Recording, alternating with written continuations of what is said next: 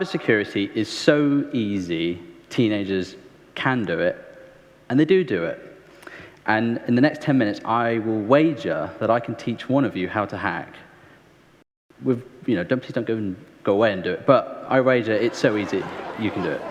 So I'm going to spend the next 20 seconds saying some numbers, and I want you to think about them, and then from there, we'll move on. So 16.5 million, 850,000, 1,000, 0. Okay.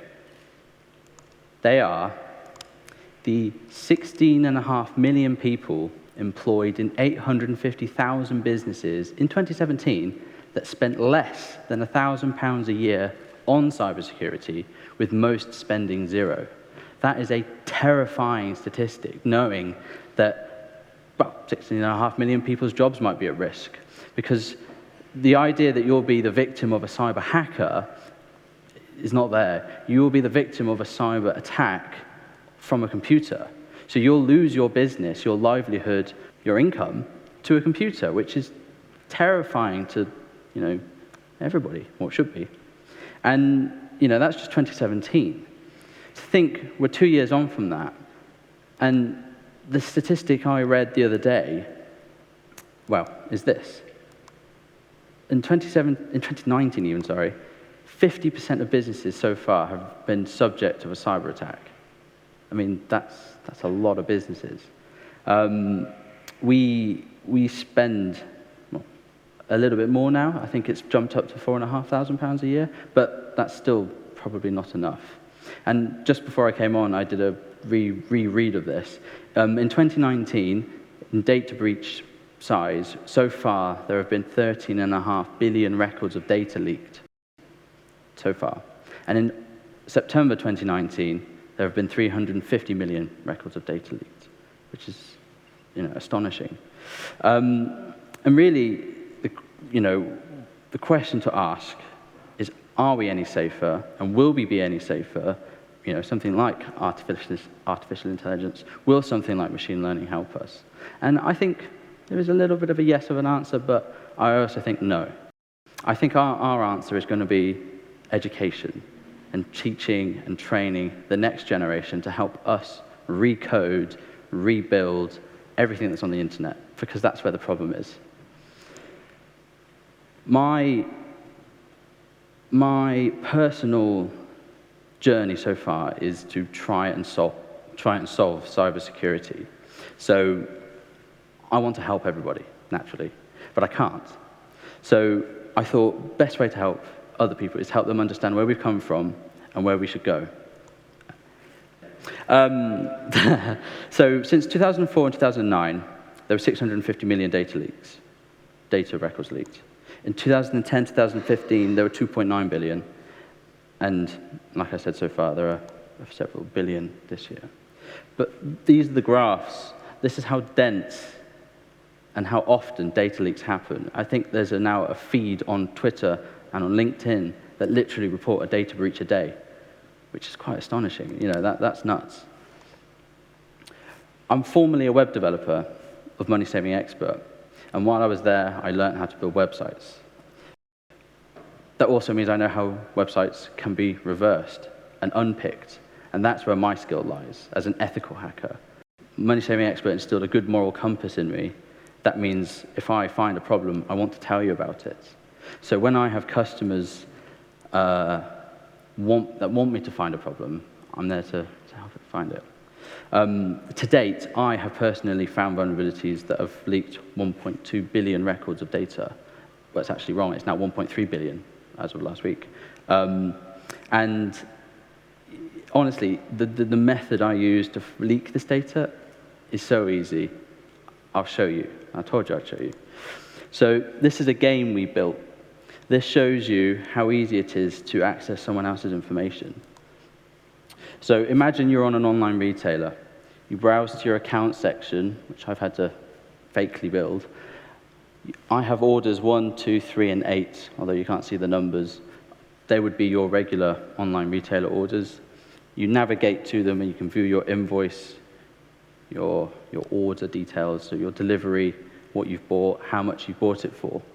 And honestly, just by changing a number, I can see someone else's details. That led to me exposing 30 million records for one particular customer and 400 million records for another customer. This is a well-known retailer. We won't leave their names out. But this just shows you what a data leak looks like. So this is someone's email. I've had to redact it. This is all their details that I can see on an order. And this is another one. This is, this shouldn't be accessible. This shouldn't be viewable, to anybody, let alone me. But at least I told them. At least I helped them through that situation. This is a friend's business. They run a business just outside Oxford, and they have around £150,000 of inventory. And I was able to buy all £150,000 or £129,000 for 51p. So they have a secure website and they have a secure payment system, but the way they've been coupled together is the weak link. Just because you have a secure website doesn't mean you're going to be safe. This can be really taken to the extreme by stock market. So one of my customers, or several of my customers, are in the city. And we found a particular issue on the platform where, bearing in mind they employ 3,000 engineers, developers, testers, sysadmin, QA, we found a bug in 20 minutes that allowed me to open stock market positions and earn 20, 30p a second. Once you've gained a bit of capital, you can earn 50, 80, 90 pounds a second. And we worked out we'd have bankrupt them in 2 days because they wouldn't have the capital reserves to honor my payout, which is nuts. And then the third thing I'll show you, which is more terrifying, I think, than most, is that people buy website hosting for their new business, their new empire, and they're selling it with a default bug, I would say, that allows their website to be switched off in 30 seconds. So I've had to trip it right back. But this is a website we set up just for this test. And I've done nothing special here. It's a vanilla, and all I do is click a button, and it switches that website off. Totally independent, totally separate things, but the website, within about 30 seconds, goes offline. That shouldn't be allowed. If that's my livelihood, if that's your livelihood, and if that's your employee's livelihood, it shouldn't be easily taken away just because I can click a button or run a 15-character command.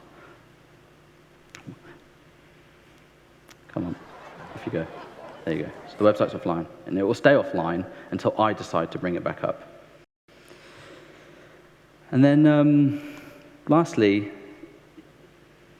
is to just to really start thinking about what we can do, what I'm doing, and what you can do personally. So what we should do is really start thinking more simply. Stop using numbers in websites for a start. But really start thinking and taking cybersecurity seriously. Tier 1 companies, we'll call them, they spend upwards of £2, £3, £4 million a year. But small businesses, although you are a small business, don't think you'll be a target of a hacker. You'll just be an indiscriminate target of a computer. And that is the problem. So for you, my advice would be spend just a little bit of money. Reach out to your IT partner or local IT company and ask for their advice as to what to do. What I'm doing is I'm working with a couple of companies, along with 2 of my own, to roll out an affordable cyber monitoring service to the small to medium-sized business market. And along with that, we're pushing a government certification you can get that helps you meet a minimum standard, which I think is brilliant. It educates the entire business to a minimum. But what should you do personally? Don't use the same passwords. If I steal your data on one website, if you use it on another one, guess what? I can go and log into your account on that website too, and every other website you've ever used it on. So password managers, they're free, most of them. If you want the extra features, it's only £5 a month. Come on. VPNs, don't use free Wi-Fi without a VPN, even though you're probably all connected to the Wi-Fi, if there is one. VPNs are cheap as chips, and you really should have one. businesses of all sizes, I implore you, please get a VPN.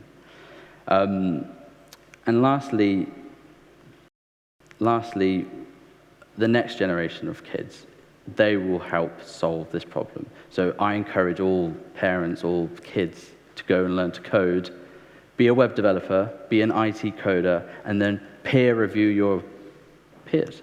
Review how they've done work, because when you do that, you understand how something else has been written, how someone else thinks, and that is how I think hackers think. That's how I think. I think that how has someone wrote or built this website? How can I unpick it? And lo and behold, that is where the gap is, because they haven't peer reviewed properly. So to all the kids out there, peer review your other friends' work. Yeah, that's it. Nice and simple, short and sweet. Cool, thanks.